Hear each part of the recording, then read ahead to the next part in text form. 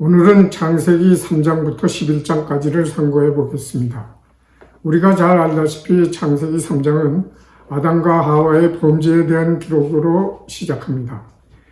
이어서 이미 2장에서 여호와 하나님께서 아담에게 일방적으로 생기를 불어넣어 주셔서 생명으로 만드신 후에 자기 부인하는 가운데 생명나무의 실과를 자유의지로 반드시 먹어서 인격적인 관계 속에서 생명의 상태를 계속 유지하도록 명하셨습니다.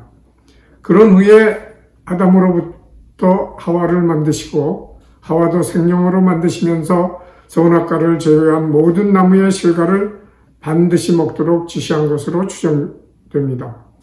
또는 하나님께서 하와를 생명으로 만드시고 아담이 하와에게 동산의 모든 나무의 실과는 반드시 먹되 선악과는 반드시 먹지 말라는 말을 했다고 생각할 수도 있습니다. 어쨌든 두 사람 모두 생명의 상태에 있을 때 3장에서 보듯이 사건이 발생합니다. 그 사건은 뱀으로 비유된 사단이 여자에게 접근함으로 비롯됩니다.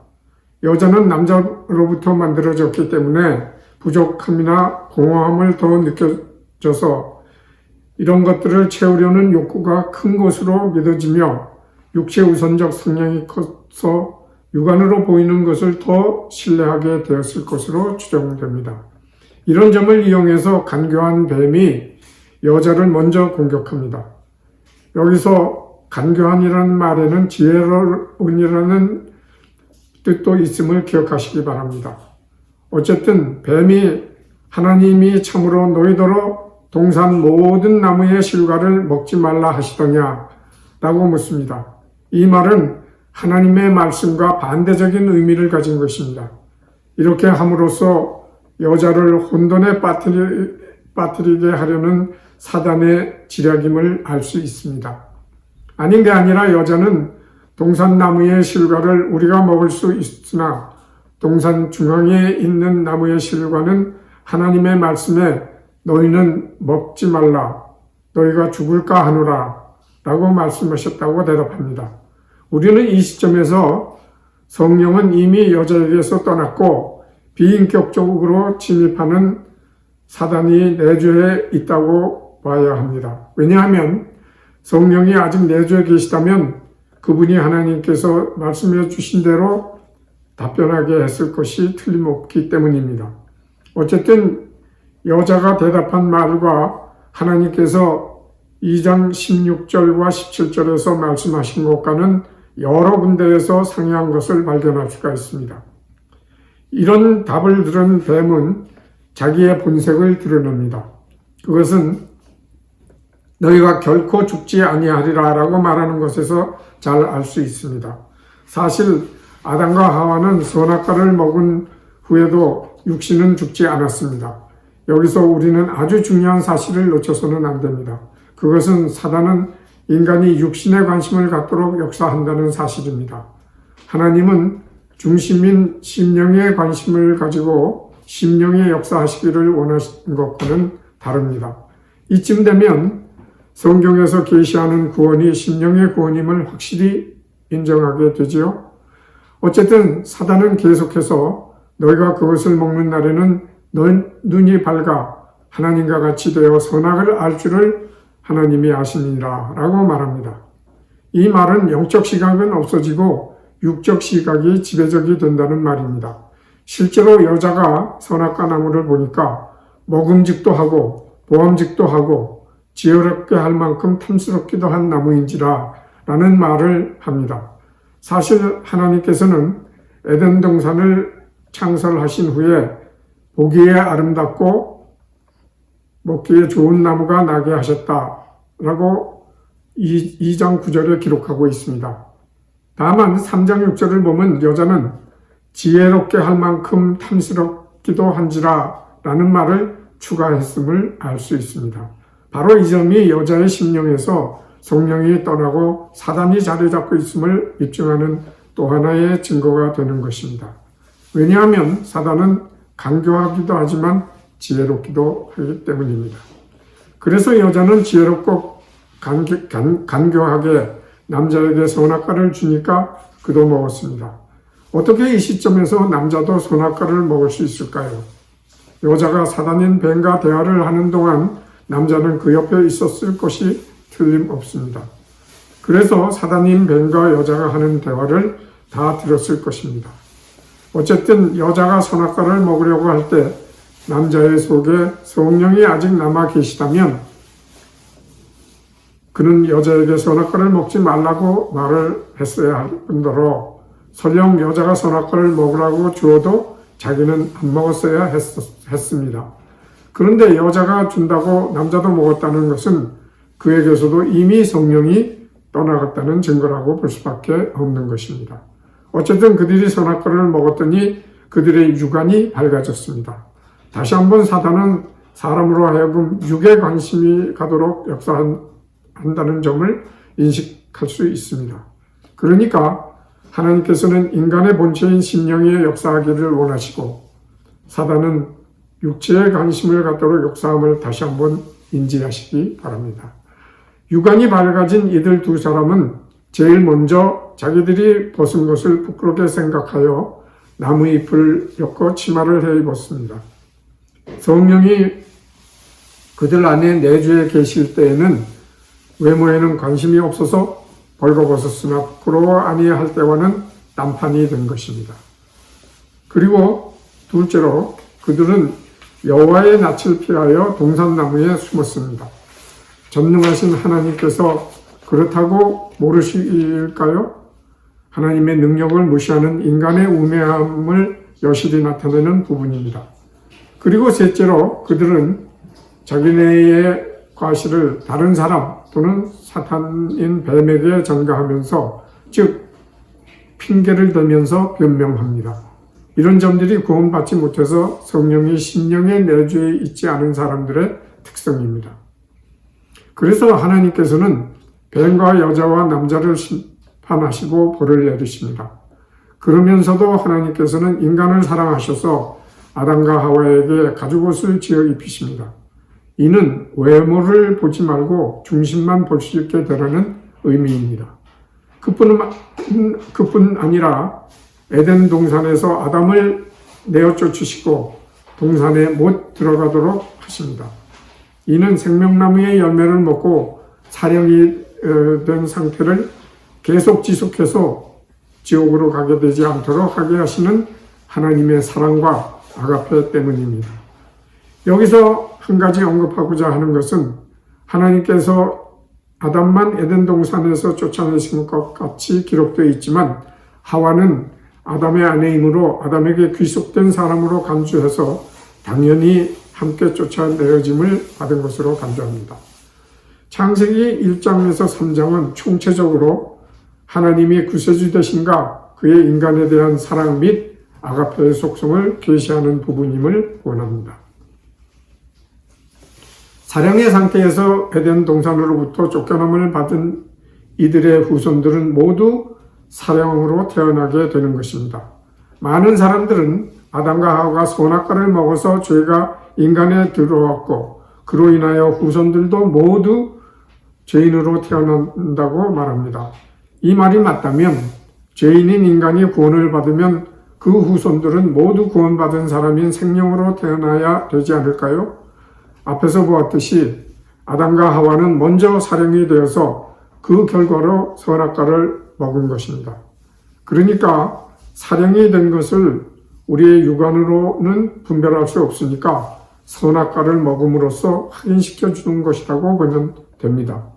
어쨌든 아담과 하와의 후손들, 즉 모든 사령의 인간이 생명이 될 수 있는 길은 자유의지로 자기 부인하는 가운데 먼저 하나님을 실제로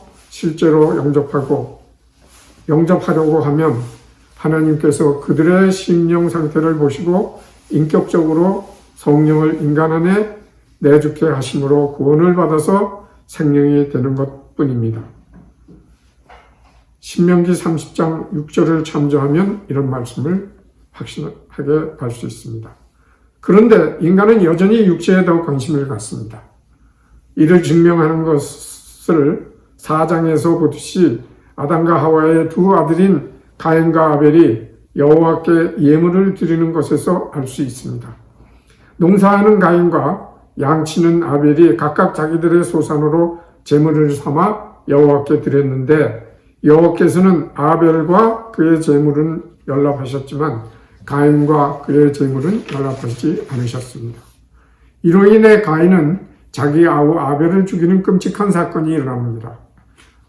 이런 사건 전체를 읽으면서 사람들은 가인이 바친 농산물을 하나님께서 받으시지 않고 아벨은 하나님의 어린 양을 상징하는 양의 첫 새끼를 드려서 하나님께서 연락하셨다고 믿습니다. 그런데 성경은 분명히 아벨과 그 제물은 연락하셨으나 가인과 그 제물은 연락하지 아니하신지라 라고 기록하고 있습니다. 무슨 말입니까? 하나님께서 먼저 받으신 것은 아벨, 즉 그의 마음이고 받지 않으신 것은 가인, 즉 그의 마음이란 말입니다. 분명히 아벨과 가인을 먼저 지적하신 것을 놓치시면 안 됩니다. 또한 세상의 모든 것은 다 하나님의 것임을 잊지 마시기 바랍니다. 그리고 아담과 하와 당시 양은 가죽이나 만들고 주식은 식물이었으므로 가인의 농사가 더 가치 있는 것으로 여겨졌던 시절임을 잊지 마시기 바랍니다. 아담과 하와뿐 아니라 그의 후손들이 더러는 1000년 가까이 살았어도 구원을 받지 못하였음을 창세기 5장은 잘 보여줍니다. 이 중에서 에녹과 노아는 구원받은 사람임을 알 수 있습니다. 그들이 구원을 받았음을 하나님과 동행이라는 말로 표현합니다. 여기서 동행이란 말은 같이 걸어 다닌다는 의미가 아니라 항상 함께 행동한다는 의미의 단어입니다. 이렇게 될 수 있는 길은 영이신 하나님이 그들의 심령에 함께 계시는 길밖에는 없습니다. 어쨌든 구원받은 에녹은 죽기 전에 하늘나라로 들림을 받았습니다. 그리고 구원받은 노아라 하여금 방주를 만들게 하심으로 사람들이 이런 사건들을 보면서 물막 안의 온화한 기후 속에서 오랜 동안 살았지만 구원받지 못함을 인하여 하나님께서는 노아의 가족 외의 인간들을 홍수로 심판하여 멸망시킴을 창세기 6장에서부터 9장에 기록하고 있습니다. 즉 하나님은 심판주 되심을 우리에게 계시하는 부분입니다.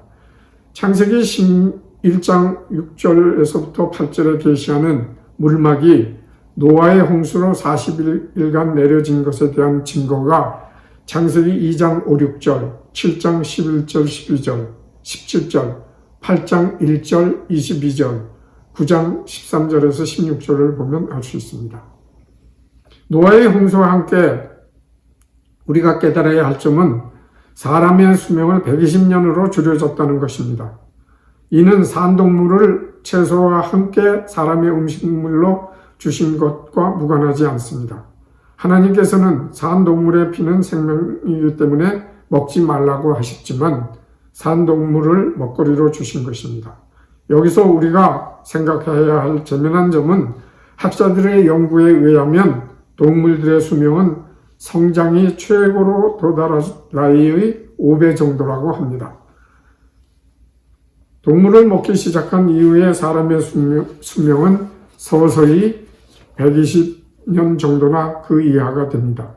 사람의 최고 성장이 24, 5세에 도달하고 그 이후부터는 서서히 성장이 멈춘다고 하는데 이 나이를 5배 하면 120 내지 125세가 됩니다. 신기하죠? 노아의 홍수 이후에 그의 세 아들로부터 인류의 기원이 새로 시작됩니다. 여기서 세 아들인 셈과 야벳과 함은 각각 백인종, 황인종 및 흑인종의 조상인 것으로 추정이 됩니다. 창세기 11장에는 우리가 잘 아는 바벨탑 사건이 기록되어 있습니다. 이 사건은 인간이 하나님께 도달하려는 생각으로 탑을 쌓았다는 것입니다. 언어가 하나일 때는 모두가 소통하기 쉬웠는데 이때 사람들은 자기들이 하나님께 도달하면 하나님과 같이 될 것이라는 생각을 했던 것 같습니다. 이 말은 인간의 지혜나 지식이 하나님과 같이 되면 그것이 하나님의 뜻, 즉 구원받는 것으로 착각했는지 모릅니다. 그래서 바벨탑을 쌓기 시작했습니다. 그러나 하나님께서는 인간의 능력이 하나님께 도달한다고 해서 하나님과 같이 되는 것이 아니라 자기 부인 가운데 자기 자신들의 심령의 성령을 인격적 관계에서 영접해야 하나님과 같이 되는 것임을 알게 하시기 위하여 이들의 시도를 저지하신 것입니다. 그것이 인간의 언어를 혼잡케 하신 것입니다. 여러 가지 지방의 언어인 방언을 만드셨다는 말입니다.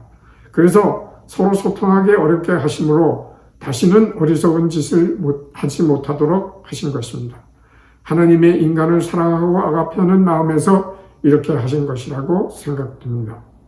그런데 오늘날 문명의 발달을 보면 인간들은 여전히 바벨탑을 쌓는 일을 하고 있는 것이 아닌가 라는 생각이 듭니다.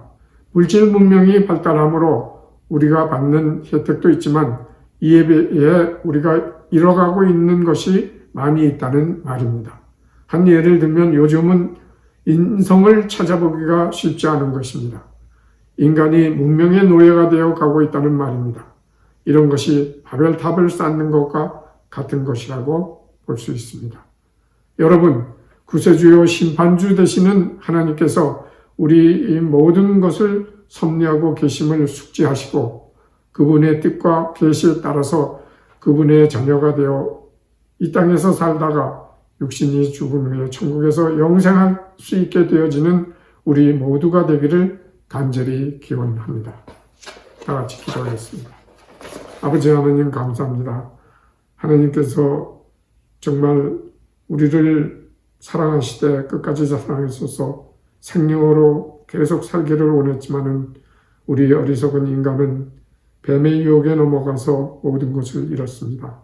아버지 하나님, 그 후로 우리는 계속 사령으로 태어났는데 이제라도 우리는 하나님의 뜻을 바로 알고 생명에 되는 길을 찾고 이 세상에서도 하나님의 자녀로 행복하게 살다가 죽어서는 천국에서 영생할 수 있는 우리 모두가 되도록 함께 인도하여 주시고 역사하여 주시옵소서.